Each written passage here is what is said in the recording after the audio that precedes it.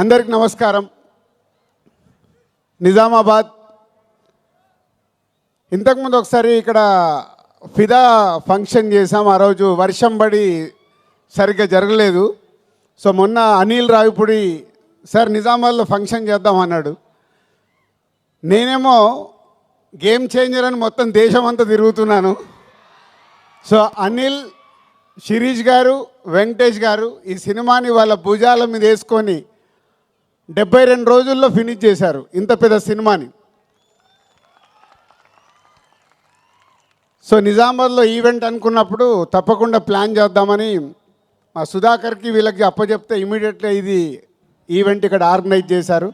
First time నాకు తెలిసి నిజామాబాద్లో ఫుల్ ప్లేడ్జ్ ఒక సినిమా ఈవెంట్ జరగడం.